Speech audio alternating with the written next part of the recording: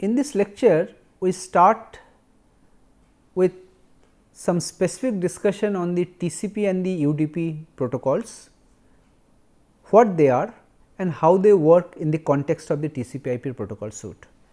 So, this is the first part of this lecture, TCP and UDP. Now, in this lecture, we shall be talking about the basic functionalities and roles of TCP and UDP. In particular, we shall be talking about something called port numbers and how they relate to data communication at the transport layer level and how TCP and UDP uses port numbers. Okay? These are the few things we shall be covering in this lecture. Now, we have already talked about the TCP IP protocol suite. Now, in TCP IP, if you look at the transport layer level, at the transport layer level there are two different protocols that are used. One is TCP, which is the short form for Transmission Control Protocol, other is UDP, which is the short form for User Datagram Protocol. Now, the basic idea is whenever there is a user program, some program which is trying to send or receive data from some other host on the internet, it interacts with either the TCP or the UDP layer. Suppose I want to send a data, I can give my data to TCP, TCP in turn will give it to IP and IP will actually send or route the data via the data link layer which is below it. Okay.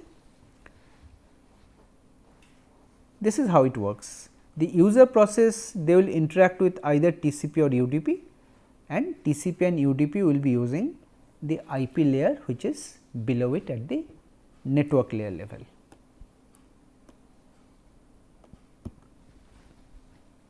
Now, this diagram shows what I have just now said diagrammatically. So, this is where we are at the transport layer level. So, at the transport layer level we have two alternatives, either TCP or UDP. So, whenever there is some user process which is running, there is a choice, it can either choose to use TCP or it can choose to use UDP. It depends on the application, what kind of facilities at the transport layer level the user process wants, and accordingly it can do that. But the point to note is that you see whatever you use TCP or UDP, at the network layer level you have no choice, you have this IP and only IP.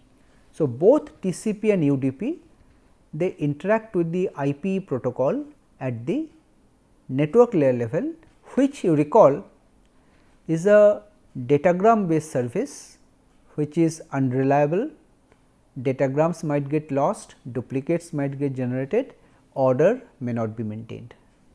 These things I mentioned a number of times. Okay. Okay, fine.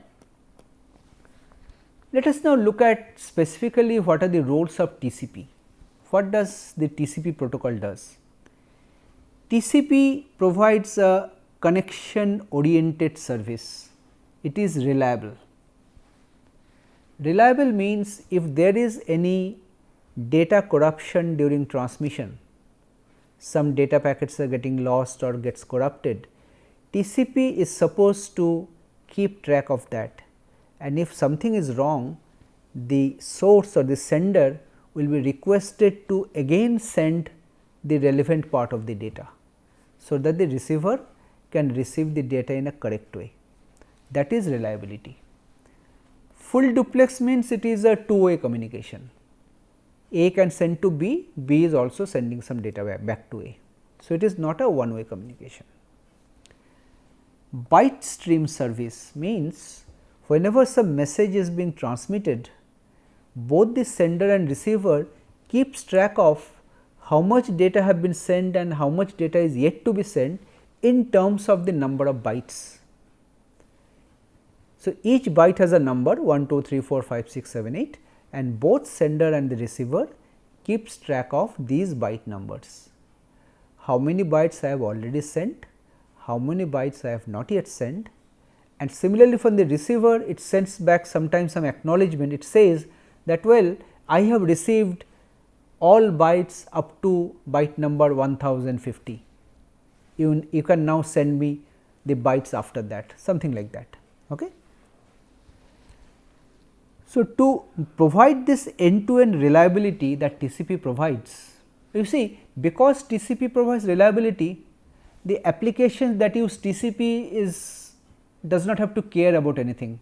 It assumes that my network is very reliable, there are no errors, everything that I send will be received correctly by the other end. But it is actually the TCP layer which handles all errors and tries to recover from the errors. Okay. Now, TCP provides this reliability using several mechanisms. There is a checksum where each packet is verified using a checksum mechanism whether the packet has become corrupt, whether there is an error in the packet or not. Positive acknowledgement. The receiver sends back some acknowledgement to the sender that, well, I have received all bytes up to 1050. This is a positive acknowledgement. So, now the sender knows I have to send byte number 1051 onwards now, rest have been received correctly. Timeouts.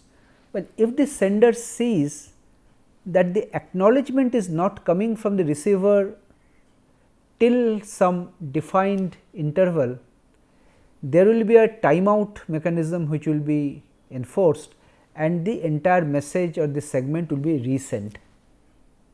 It will assume that there was some network error, maybe the data did not receive the other end, let me send it again. And end to end flow control. See, the speed of the sender and receiver may not be the same. So, dynamically both the sender and receiver, the TCP layer adjusts the speed of data transmission and data receiving, sending and receiving, so that the speed mismatch is taken care of. Well, now in addition to this, TCP also handles connection establishment and termination. Because it is a connection oriented service, similar to virtual circuits we talked about earlier, there is a concept of connection establishment and termination. But the thing to note is that you are talking about connection at the TCP layer level, but down below it is IP. Whatever you do at the TCP layer level, ultimately IP will be sending out datagrams, they will be following different paths and they will be reaching the destination in any other order. But the TCP layer gives an illusion to the user process that this is a connection oriented service. Okay? This is how it works. And TCP also, you see, because of the datagram at the IP layer, the data might reach the destination in some arbitrary order. TCP will put together all received data in the correct order, which is called sequencing, so that the user process at the receiving end will get the data in the correct order always. That is one of the main responsibilities of TCP, and this is what we mean by connection oriented. There is a virtual connection which is maintained and the user process assumes or means it gets a feeling that there is a connection and all data are coming through that connection in the same order. Okay. But actually TCP has to work quite hard in order to have all these features incorporated. Well, in contrast, UDP is very much similar to IP, it does not do much beyond that. It does not try to ensure any kind of reliability, it provides a connectionless kind of a service, it is a datagram service. TCP is a connection oriented, that is why some connection establishment and connection termination are required, but UDP does not require any connection establishment. Each packet is being sent independently, and because it is like a datagram service, this is also unreliable just like IP. Okay. There are just two additional things which are there in UDP which IP does not have.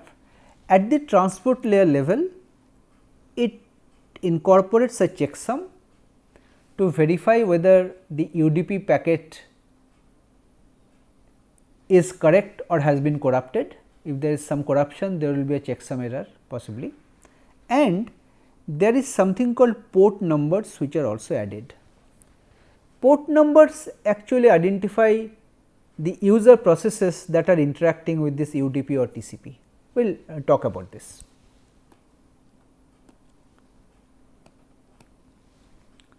Yes. Now, you see, you think of a computer, you think of a particular computer on the internet. There can be several user programs which are running, P1, P2, P3, many user programs are running on this computer, and they may all be trying to communicate some data over the network. Over the network, it is sending and receiving some data. Okay. Suppose P1 has sent some data to somebody, and that somebody is again sending back a response, a packet is coming back. So, when the packet reaches this computer C, how will this computer know that this packet has to be sent to P1 and not P2?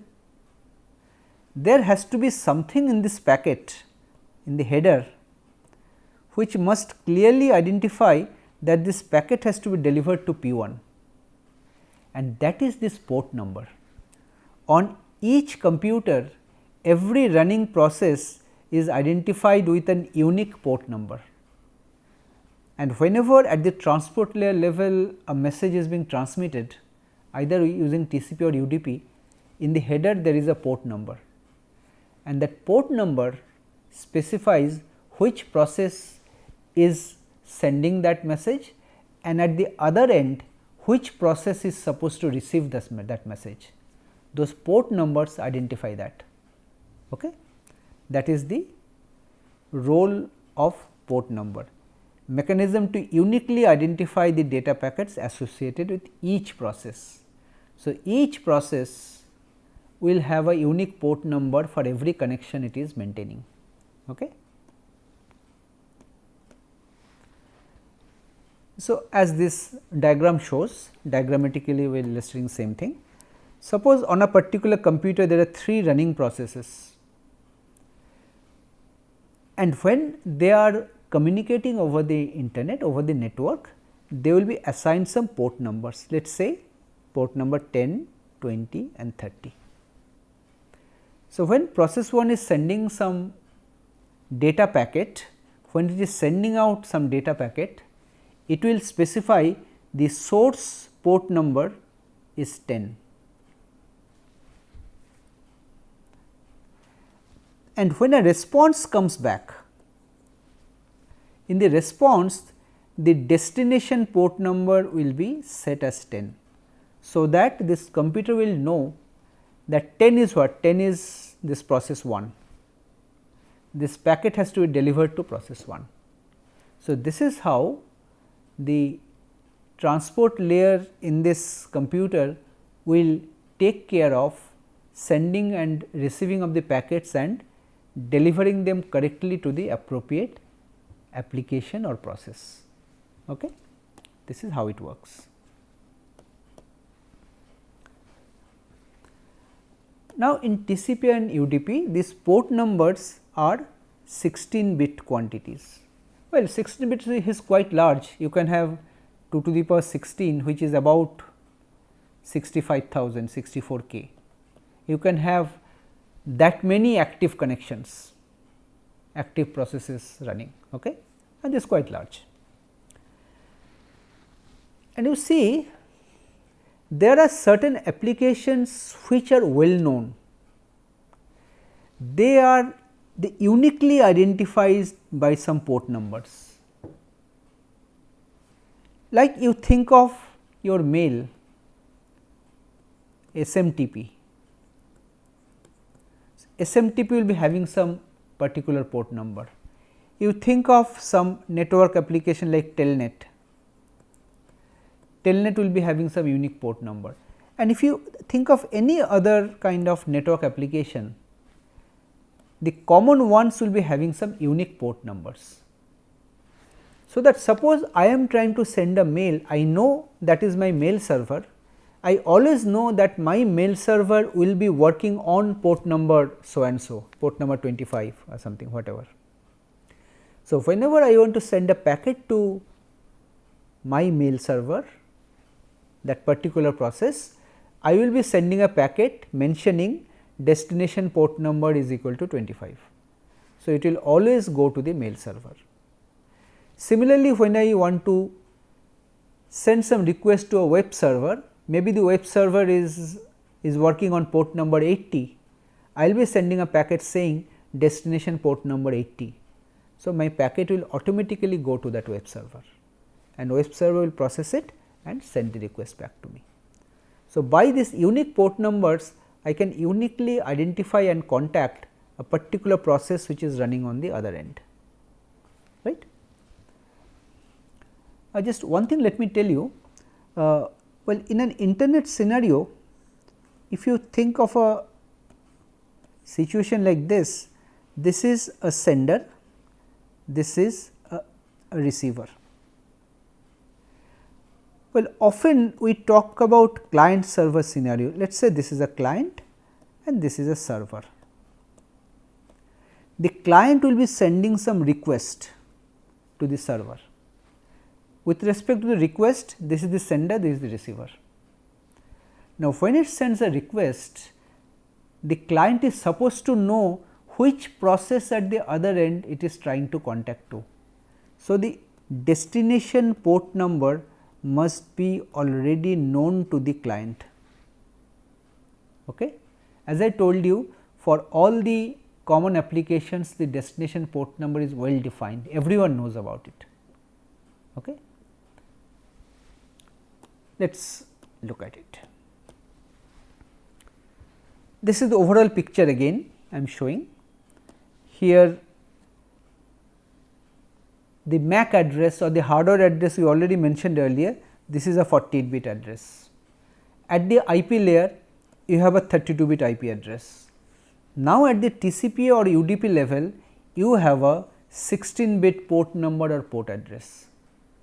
So, again just repeating, physical address ensures uniqueness of the network interface cards. Every network interface card you plug into your computer, that will be having a unique 48-bit address.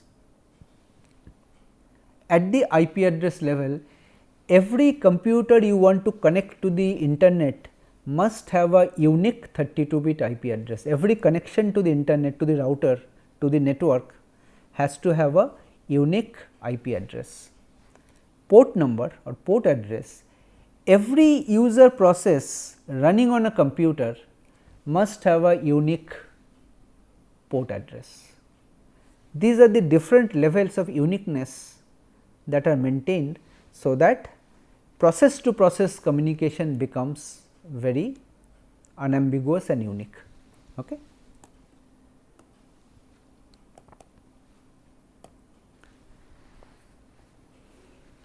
Fine. Talking about this port number, I already mentioned this briefly. In a client server scenario I was talking about, there is a client who is sending a request to a server, it is wanting some service. What does the client need to know? The client need to know what is the IP address of the server, because it has to send an IP packet to the server, the request. So, the IP address is required, destination address. Not only that, it will also must know the corresponding port number of the application which I am trying to contact to.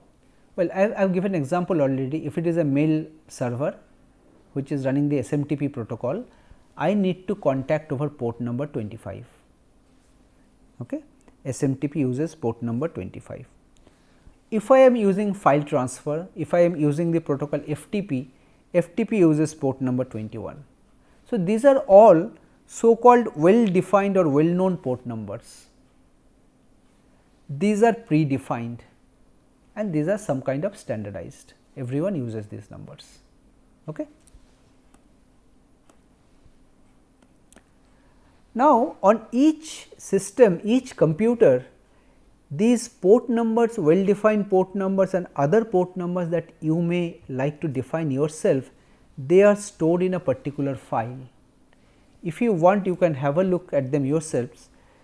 Well, on any Unix or Linux system, there is a file which is located in under root under the etc directory. The name of the file is services. Well, under the Windows operating systems, various versions of Windows are there. Typically, under this path, there is also a file called services. Now, this file is a text file, it contains several lines of information. Every line contains something like this. It starts with the name of a service, it specifies the port number, a slash followed by a protocol, it can use either TCP or UDP, and there can be some optional comments at the end starting with a hash symbol. It explains what that service actually means, and there can be some aliases also, you can give some alternate names also. Well, here I am giving an example snapshot of a services file on one of the computers. This is shown. Well, here the font size is small, I am sure you may not be able to see it very clearly, but if you open that file I just mentioned, which is there on your own computer, you can see this file for yourself. Well, here I am just reading out some of the lines. There is a service called echo. It is running on port number 7 on TCP as well as UDP. So, if you send some message to the echo server, it will send back the same message back to you.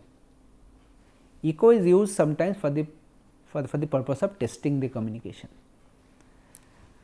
Okay, let us say daytime. Daytime is another service which is again running on port number 13 on both TCP UDP. If you send a request, day and time will be sent back to you. Then you see FTP, file transfer protocol, uses port number 21 under TCP. This is for FTP connection establishment, but when the actual data is being transferred, you use FTP data, and that uses port number 20 of TCP. Then Telnet. Telnet is used for remote login, it uses port number 23 of TCP. This SMTP uses port number 25 of TCP. Name server uses both TCP and UDP, port number 42. Okay. There are so many.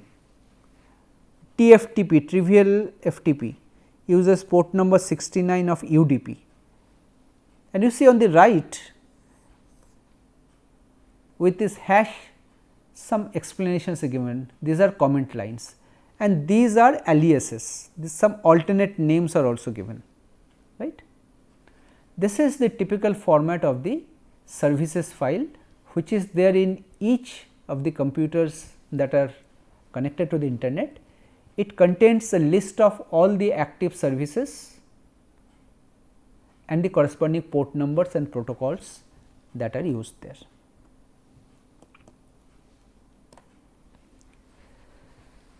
Now, there is something called ephemeral port numbers. Now, you imagine a situation like this, I am trying to contact a mail server, I know mail server's port number. So, I specify that as the destination port number and send it to that. But when the mail server sends back a response to me, how will I get the packet? Because on my computer there may be several user processes running.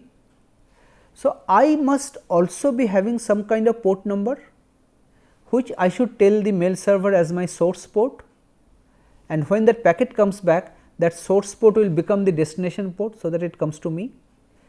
But I do not have any unique port number, means what I mean to say, I do not have any well defined port number. I am using it for sending a particular mail only. These are called temporary port numbers, which I can request on a temporary basis, and these temporary port numbers are called something called ephemeral port numbers, right. So, here the same thing as I mentioned is explained here. These temporary port numbers are called ephemeral port numbers. So, whenever such a communication is initiated by a client, the sender's port number is some kind of random or temporary port number which is assigned. So, after that communication is over, that is again discarded, right. This port number will not appear on that services file. Okay. Now, there are some conventions which are followed.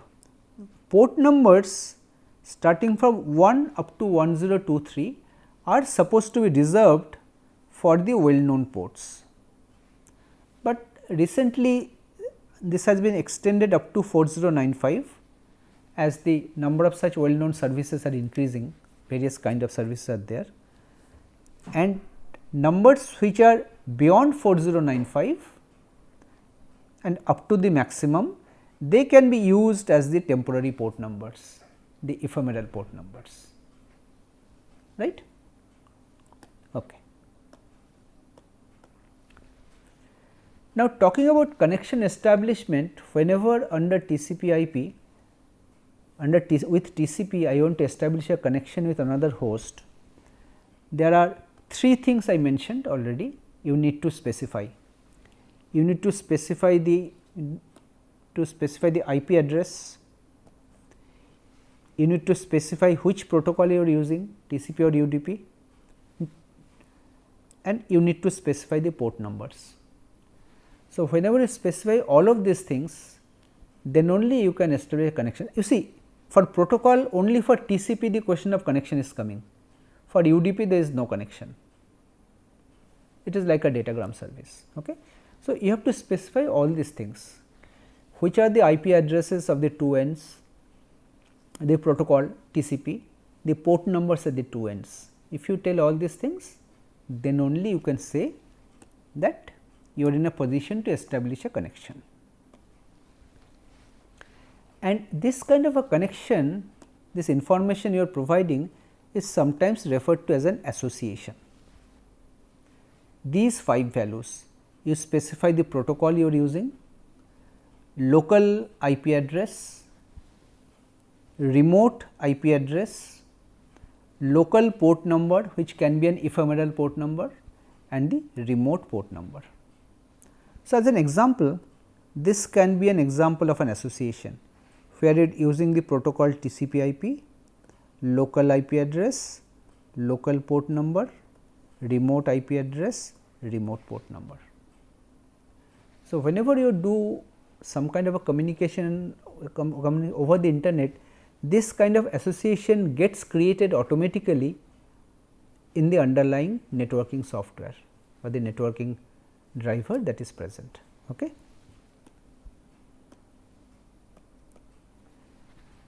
So, with this we come to the end of this lecture. In the lecture we shall be in the next lecture we shall be continuing with our discussion. We shall be looking at some of the more features of TCP and UDP. In particular, we have not yet seen the header formats of TCP and UDP. In particular, how TCP connections are made and terminated, and so on and so forth. These we shall be discussing in our next lecture. Thank you.